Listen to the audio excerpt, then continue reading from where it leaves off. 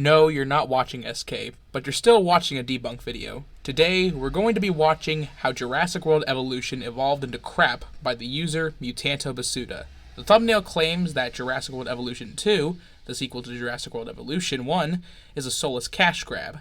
Okay, Myuutantobasuda, let's see what you have to say. Hey everybody, it's me, Myuutantobasuda. About 3 years ago, I did one of my first game review videos on the channel, and I did a really good 30-minute review of the game Jurassic World Evolution. I gave it stunning praise as the best Jurassic Park game in history, in a long, sad history of waiting for them to finally make a good Jurassic Park game after over 30 years. I have to say this, but Jurassic World Evolution is not the best Jurassic Park game. That title probably goes to one of the older Sega Genesis games, since a lot of Jurassic Park fans do criticize Jurassic World Evolution for its graphics and gameplay. That's not to say that it's a bad game, but it could have been better. Also, literally no one watched that video. It's got like under 20 views. I spent a really long time making that video. Please watch it now. I just rewatched it. It holds up. Okay, so recently, after that game came out, a sequel called Jurassic World Evolution 2 came out, and I promised that I would eventually review that, and so here is that long-awaited review video. And most importantly, I set out to answer the question, is Jurassic World Evolution 2 a good game? Well, turns out, not really. I wasn't entirely won over by it. I'm genuinely surprised. Okay, so I totally just rewatched my review of the first game to double check what past me was going on about, and I realized that first things first, in between Jurassic World Evolution 1 and 2, the movie Jurassic World Dominion came out, and I guess I never reviewed that on the channel, so I'm going to quickly go over that too, because it kind of ties in hard to the plot of Evolution 2. Jurassic World Evolution 2 barely ties into Dominion. Besides the 2 expansion packs, of course, the game instead focuses on its own original story, which only contains an eighth of what Dominion's story was, and the Chaos Theory modes, which harken back to the older movies in the franchise. I'd say that the game ties in more with the franchise as a whole than Dominion specifically. Honestly, as quick as possible, Jurassic World Dominion really sucked. The only credit I can give this movie is it did finally pull the trigger on bringing back the full original cast of characters, the Trinity from the original Jurassic Park movie, Jeff Goldblum, Laura Dern, and whoever the hell played Alan Grant. The actor who plays Alan Grant is Sam Neill. The first couple of Jurassic World movies definitely pussyfoot around that idea and danced around it, but they never brought back Alan Grant, and everyone loves Alan Grant, so everyone was really happy they brought back all those legacy characters like that. Now, despite doing that and getting everyone in the theater for that, the movie was pure trash. Like, the most interesting part of it was a montage of much cooler stuff than the movie going on elsewhere in the world, and then it had like some minor situations with like Chris Pratt fighting some dinosaur poachers in North Dakota. That could have been a good plot, but they didn't stick on it. Like, also realistically, I feel like the dinosaurs will have died from the snow in North Dakota. Then they go to like Malta, where there's like this sassy lady plane pilot who like takes them to fight more dinosaur poachers, and I think their clone girl gets kidnapped. And the movie ends at the Biosyn Donut, a big old technological donut hosted by Lewis Dodgson, the minor villain from the first movie, who set up the fat guy to sabotage Jurassic Park, except he's played by a new actor this time. And anyway, he's using like the DNA from the dinosaurs to make dinosaur-sized super locusts to like starve out Mexico or something, but it doesn't work, and they set all the super locusts on fire, and they burn the place to the ground. Okay, I know we all like to poke fun at Jurassic World Dominion given its poor storytelling, but I keep defending this movie from one claim, that the movie was mostly locusts. To that claim, I disagree. While yes, the locusts were a driving center for the plot, in the end the dinosaurs ended up getting the most screen time. There are other reasons to why the movie is bad, for example, Game of Thrones level plot armor, unleveled physics, and 5-year-old level dialogue. Now, I want to say there were at least 2 excellent shots, once again totally sexualizing Bryce Dallas Howard with her humongous yet perfect butt, but this time it makes no sense because literally there are 6 main characters in the movie, and they're just sitting around doing nothing while Bryce Dallas Howard is in these ridiculously satisfying sexual predicaments, making her flex her butt so hard, and like, I don't get it. Like, in the first 2 movies, I gave it the benefit of the doubt because Bryce Dallas Howard was out there alone. But in Dominion, there are other characters just sitting on the sideline in their chairs, just watching Bryce Dallas Howard, like, flex through the motions. I can't believe you spent an entire section of this video thirst trapping on Bryce Dallas Howard. Anyway, the franchise isn't over, and we're getting a Jurassic Park 7, so I guess Bryce Dallas Howard is still, like, making that money. Bryce Dallas Howard isn't returning for Jurassic World Dominion. So that was the movies. Now let's go back to Jurassic Park Evolution, which is what the rest of this video is about. The first Jurassic World Evolution game was basically an act of love, committed with the overall goal of finally knocking it out of the park and making a good Jurassic Park video game. Evolution 2, though, is not that. Evolution 2 seems like a DLC pack that somehow got turned into its own game. It feels like one of those like 90s retro sequels where like they just took the original game and like added different stuff and re-released the same game. It's like Mega Man 6, you know? Jurassic World Evolution 2 isn't the same game repackaged. Jurassic World Evolution 2 completely overhauls the star rating system to change things up. Furthermore, the accommodations for your dinosaurs are affected based on your location. Finally, the facility system has been overhauled to include employees in the workforce to help make the game more challenging. Because when you make a sequel to a video game, you have to add more challenges for the player to overcome, otherwise it gets boring. Like, almost everything about this game is low-key trying to hype out Jurassic Park Dominion. Jurassic World Evolution 2 was released months before Dominion even released. There's no way that there would be hype around Dominion at this time. And yeah, that's cool, but also that movie is so old to me now that I've almost completely erased the plot of it from my brain. So let's do some minor recaps about like what was amazing in Jurassic World Evolution 1. Jurassic World Evolution 1 was pretty amazing. I did play it on the Switch, and the Switch port had some minor technical issues, so that affected my choice to buy Evolution 2 this time around for the PS5. And so yeah, I got it on the PS5, but I also got it with none of the DLC because this game has like literally like hundreds of dollars worth of DLC, and I'll talk about that later. So first things first, Evolution 2 is honestly a very similar game to Evolution 1, but with the caveat being that I played Evolution 1, I played it on the Switch, which was like the Game of the Year edition with all the DLC wrapped into it, which made Evolution 1 with all the DLC a massive fucking game with tons of content, tons of stories, and just an overall great experience. Now on the flip side, Evolution 2 is a much similar situation, but with way less content because I guess they were planning on like releasing the game unfinished and then building it out with DLC like they did the first game. But because they did that and because it was so inferior to the first game, they didn't really do that. So there's like the main game, a challenge mode. There's 2 DLC packs, but both the DLC packs kind of suck. Major correction, Jurassic World Evolution 2 has 10 DLCs. I assume you're talking about the major DLCs and not the species packs, so in that case there are 4 major DLCs. The Deluxe Edition, the Camp Cretaceous add-on, the Biosyn pack, and the Malta pack. Many players of the game rather enjoyed these packs as they added new story modes, building structures, and dinosaurs, which are worth the price. There's a lot of additional dinosaurs you can buy as DLCs, but that's a complete cash grab. The species packs aren't cash grabs, because if you look at the pricing for the packs, the species packs average around $5. And since you're getting 4 dinosaurs per pack, that averages $1.25. And if you know how 3D modeling goes, it is rather a hassle to make fresh new models along with rigging.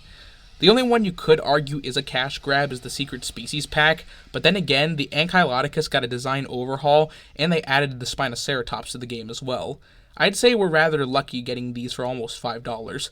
Plus, the original game also had a bunch of species packs and major DLCs when they came out. So does that make Jurassic World Evolution 1 a cash grab? And yeah, in terms of gameplay here, there's not much here. So Evolution 2 really only has a few new game modes. First off, there's the challenge mode. Now, I actually quit the challenge mode because the challenge mode seems to be cookie cutter copy pasted stages from Jurassic World Evolution 1.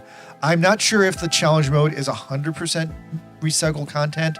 It might be 90% recycled content. There might maybe be 1 or 2 original challenge levels, but I saw so many repeated challenge levels from Evolution 1 that it gave me enough deja vu to be like, oh, this is just a rerun.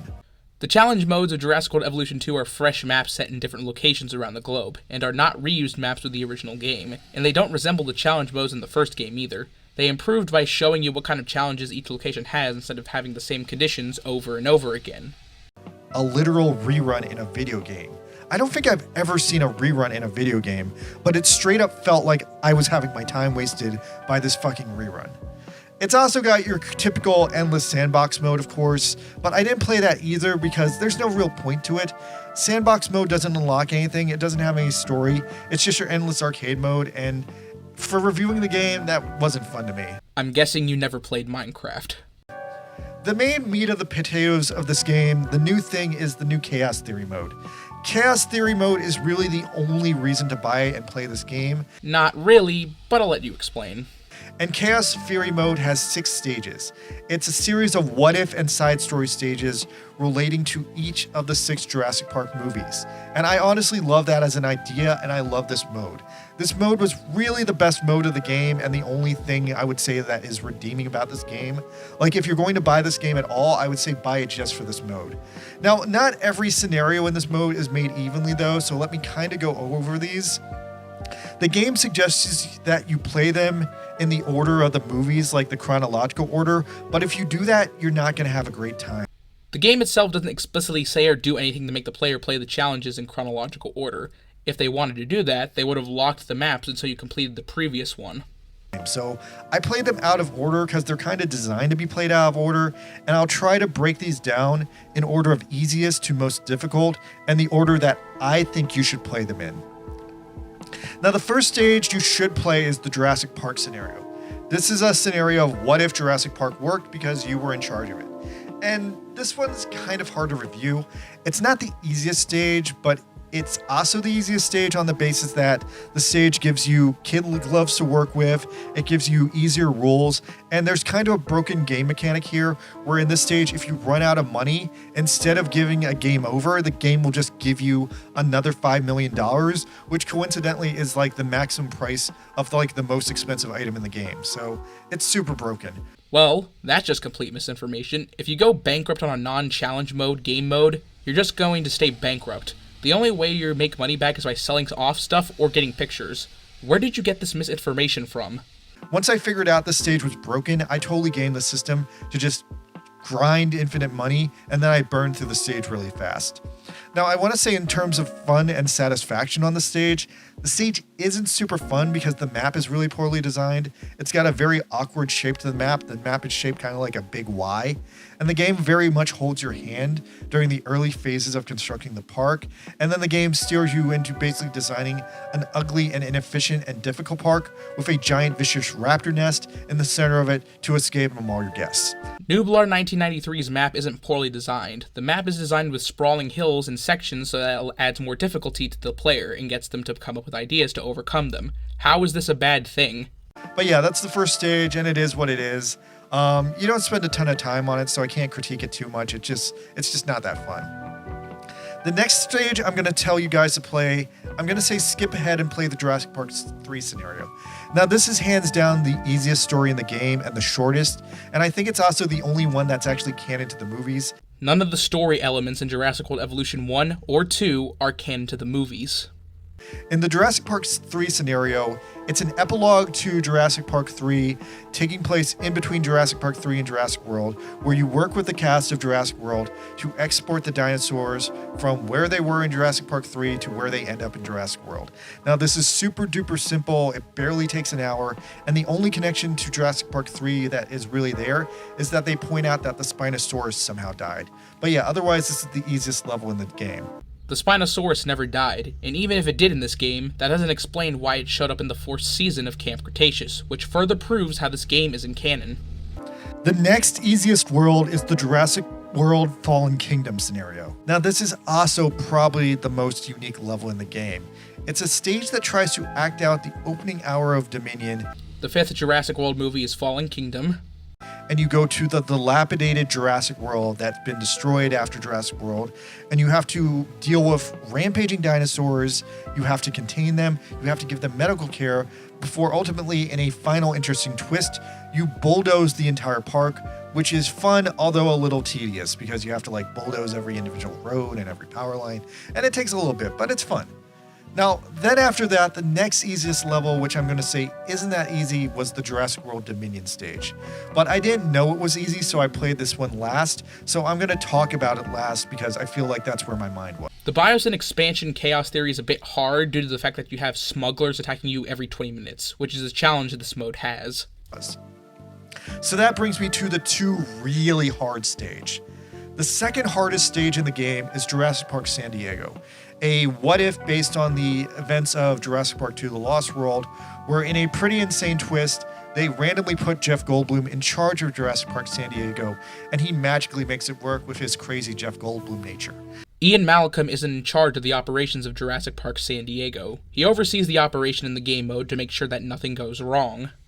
Now, working with this is pretty limited because you have a very small slice of land, and you basically have to put your carnivore dinosaurs in the lower cages while making a giant safari park for your herbivore dinosaurs to the area north of the park. You're not required to do this. You can customize your park to however you like, and you can switch it up the enclosures if you wanted to. Now, because of this setup, Jurassic Park San Diego is totally one of the hardest stages in the game, and it's the first one where I suffered a truly unique, truly catastrophic failure. Now, you might be asking, well, what kind of catastrophic failure? It's Jurassic Park. Did all the dinosaurs escape and eat everyone? You know, that classic Jurassic Park story? No, that's not what happened. I failed in a completely different, completely unusual, completely unique way that I've never seen before. So one day while I was running Jurassic Park San Diego, a single pigeon flew into my giant Jurassic dinosaur safari. And this pigeon infected all my herbivore dinosaurs with the bird flu. The game has this weird prerequisite that the only way you can cure the bird flu is to individually quarantine all the dinosaurs to have it and make a cure. But I didn't figure that out fast enough, and that basically meant that all my dinosaurs got infected with the bird flu and they all died until only one dinosaur was left, and that last dinosaur got cured. Well, duh. The definition of quarantine means, quote, a state, period, or place of isolation in which people or animals that may have been exposed to infectious disease. What else did you think it meant?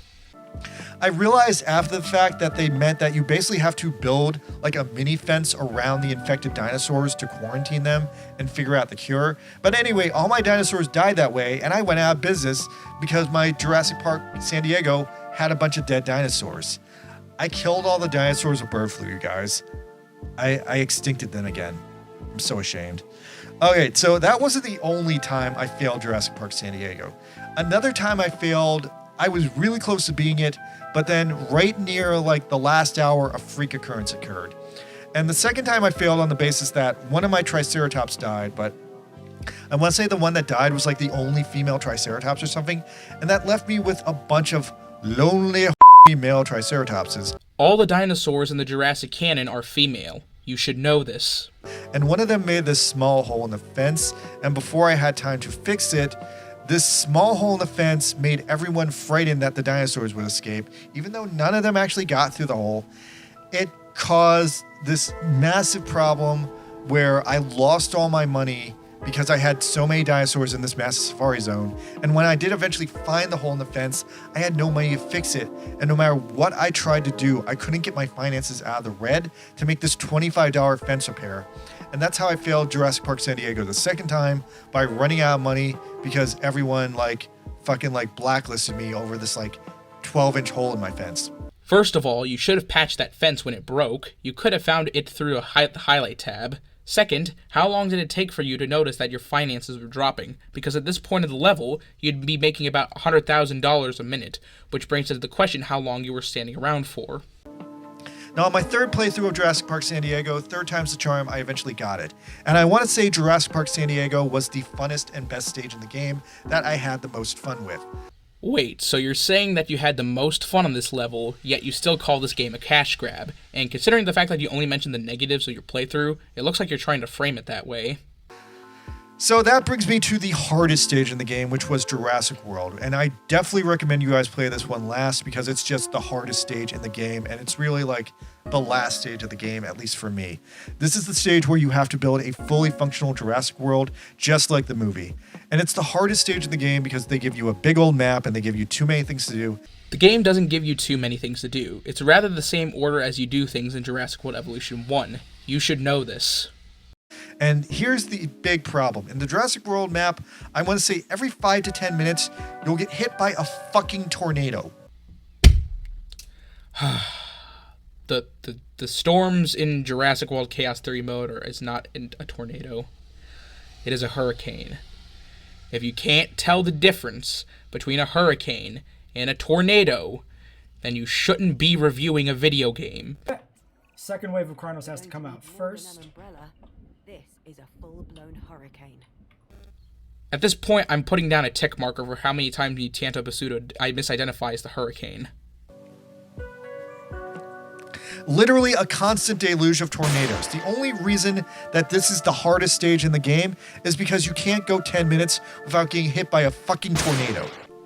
And there was no fucking tornadoes in that movie, so I don't know where all these fucking tornadoes are coming from because it's fucking Costa Rica, not Kansas. The hurricane that appears in this mode doesn't hit your park every 5 minutes like you suggest. The hurricanes appear rather every 20 to 30 minutes. This gives you enough time to fix and repair the park.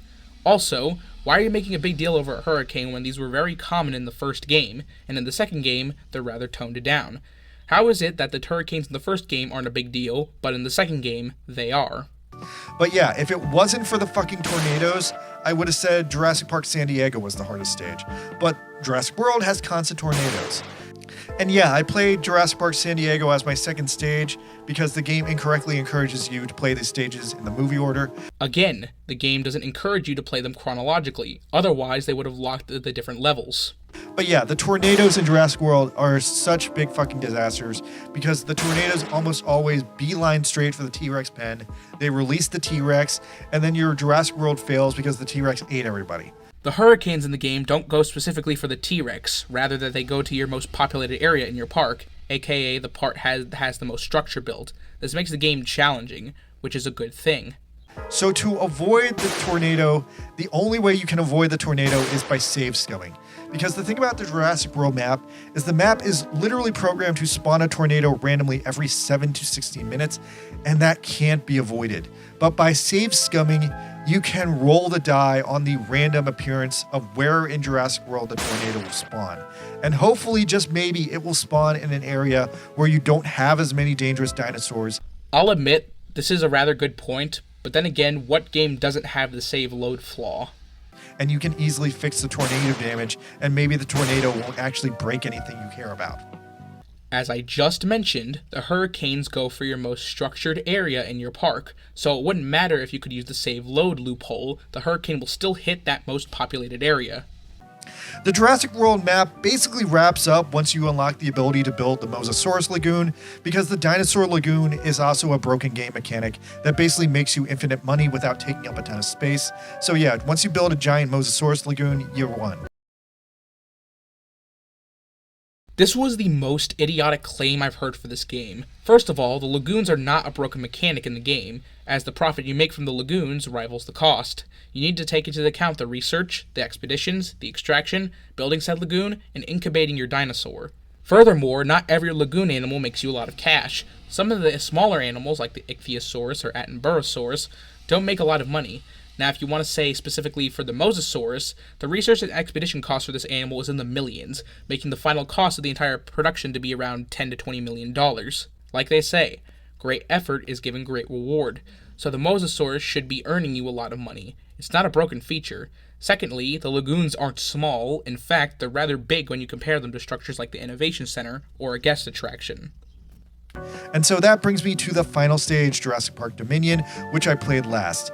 So this one's not hard at all, and I would say if anything it's just a little bit quirky, but the Dominion stage also has the dumbest premise of all the stages. The premise here is, remember at the start of Dominion when Owen Grady was trying to save the dinosaurs from poachers? Well, then this stage posits that what if after that he decided to just stay in South Dakota and start his own Jurassic Park with blackjack and hookers, and that still somehow had constant poacher attacks. In the Dominion Chaos Theory level, you start off with making Owen's Ranch a sanctuary for the dinosaurs by the DPG, fending off poachers who take an interest in your dinosaurs. And Owen Grady wasn't the one who suggested turning the place into a zoo. It was Cabot Finch. Poachers still invade your park throughout your gameplay because it adds challenge and difficulty to the game. Despite that, the stage is pretty easy, a little quirky.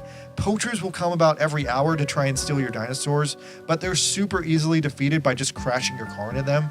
Yeah, it only takes about 4 times to hit them. But they will steal your dinosaurs if you ignore them, so you can't ignore them.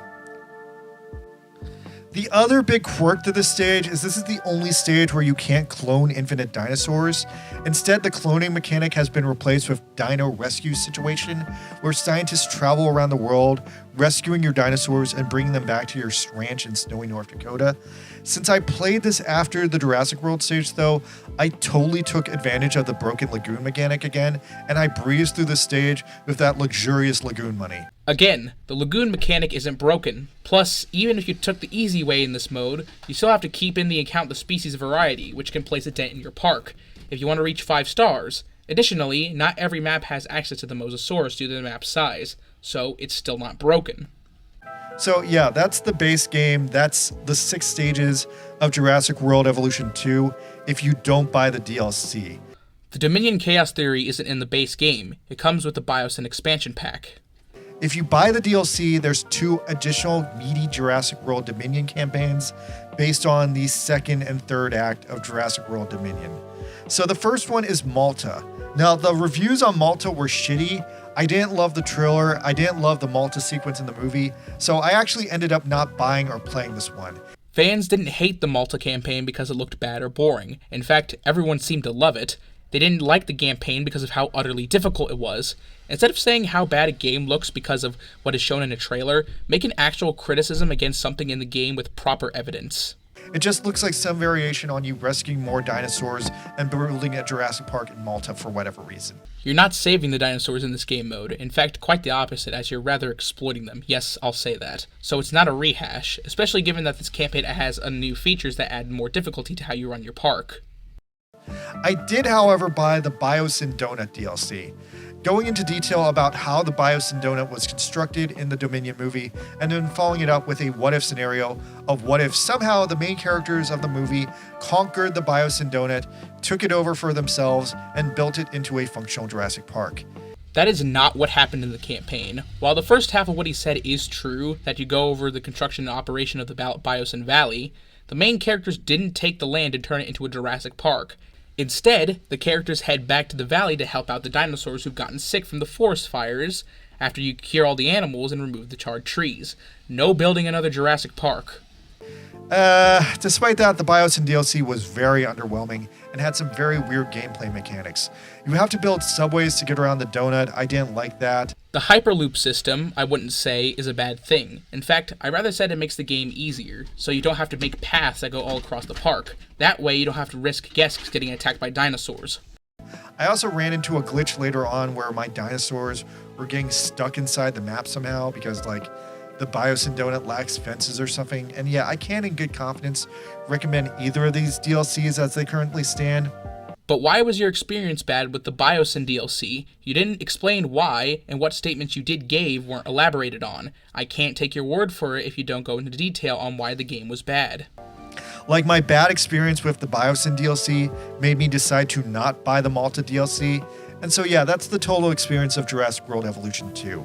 So you're saying that playing one DLC ruined the entire game for you? Well, that's rather redundant. Also, you say that Jurassic World Evolution 1 is a good game, but you don't elaborate or praise anything from the first game. I cannot recommend this game because it is a massive step down in terms of quality, in terms of gameplay, in terms of experience from Jurassic World Evolution 1, which once again I need to state is the perfect Jurassic Park video game.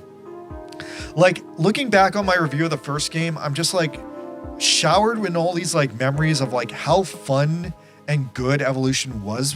And Evolution 1 was complicated, but Evolution 2 dumbed down that complication, and in doing that, ruined the fun of it. Evolution 2 is more complicated than Evolution 1. Again, with the new park system, with the staff wages, overhauled dinosaur UI, and the different penalties you get from different environments. For example, in Evolution 1, you could build a variety of silly restaurants, bowling alleys, video game arcades, whatever. But in Evolution 2, that's been completely streamlined down to either building a commercial commerce store or a large landmass commercial activity. Just phrasing it that way is a million times less fun. The amenities in Evolution 2 are designed in a way so that you can add more customization to your restaurants, arcades, and other stores. Additionally, Evolution 2 has way more options for amenities, which allows for diversity, unlike Evolution 1, which has preset structures for your amenities, but I'm guessing you're not a creative person. The other thing in like Evolution 1 is you could modify your dinosaurs' genomes to make them more exotic and make more money that way. Like, they would be more financially profitable, but then they would be more crazy and dangerous, which like mirrored the like development of the Indominus Rex. But in like Evolution 2, somehow they patched that so you can just make perfect dinosaurs all the time that are always like super happy and like pacified, and you always instantly win with those. And that's a lot easier, sure, but that's not fun. I like being able to make crazy, unstable Frankenstein dinosaurs, and taking that out kind of ruins the game for me. They patched out the gene modification rating because it was a broken system. You could make a T-Rex with a higher than normal rating and make all your money from one dinosaur. While yes, making dinosaurs is easier in the second game, the game gives you alternative ways to deal with them, like with the updated storm mechanics, different accommodations for your animals, and diseases. Furthermore, the game also gives the intelligence trait, which replaced the function of what you just said. This trait makes dinosaurs more dangerous and a risk to your guests, but considering you haven't mentioned this trait at all, I'm guessing you're trying to lower the quality of the game more than it actually is. So yeah, Evolution 2 seems like it made a ton of weird choices to simplify the game, but by making these simplifications, it took away all the things that made the original game so fun. But what made the original game so fun? Please elaborate. So if you beat Evolution 1 and if you're starving for more content, go ahead, yeah, play Evolution 2, be my guest. The Chaos campaign is absolutely worth it.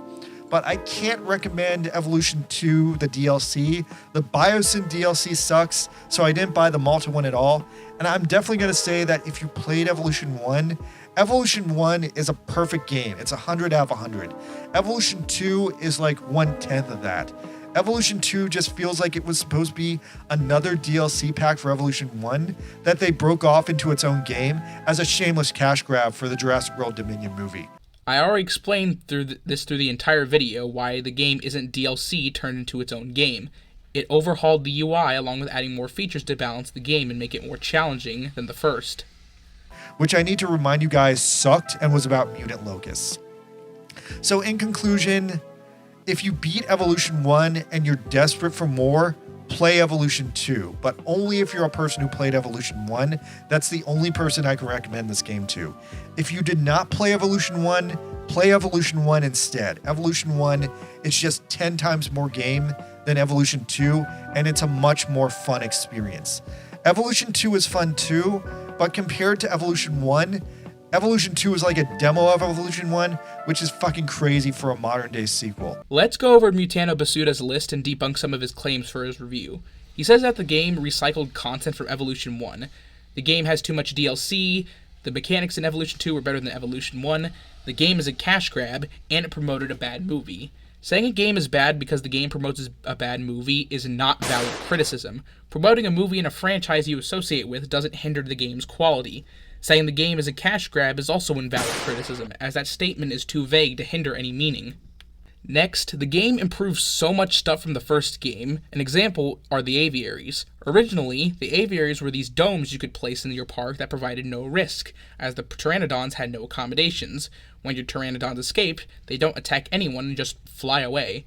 In Evolution 2, the aviaries are given much more mechanics that adds risk to them. The pteranodons have accommodations, they can escape, and they can not only attack your guests, but also attack the goddamn helicopter. Furthermore, the game removes unnecessary requirements needed to reach 5 stars.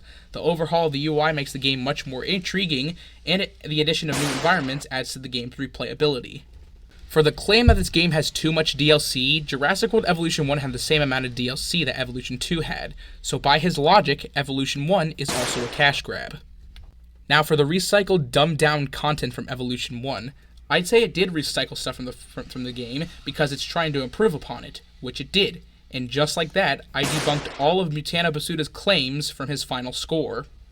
So yeah, Evolution 1 is still the best Jurassic Park game ever made, and Evolution 2 is a shameless cash grab just made to promote Jurassic Park Dominion. So that's what I gotta say about that. Buyer beware, but buy it if you like the first game. Alright, I'm out. Good night. Finally, this video has stopped, and now I can go over this guy's criticisms. Myuutantobasuda presents new challenges from the second game as problems that ruin the game, and uses the excuse that since Jurassic World Dominion was bad, Evolution 2 is bad as well, when correlation does not equal causation. He puts Evolution 1 on a high pedestal and feels like he needs to take down Evolution 2 to make Evolution 1 look like the greatest game of all time, when it really isn't. With the addition of misinformation about the game's mechanics, failing to elaborate on his claims, and judging things at face value, this has to be the worst review I've seen for a video game. Now, Myuutantobasuda, if you'd like to defend your claims, you can come on to our live stream on Disagreement Day, where we'll... Wait, we can't do that? No? Well, crap. Anyways, goodbye, everyone. Oh, have a great day.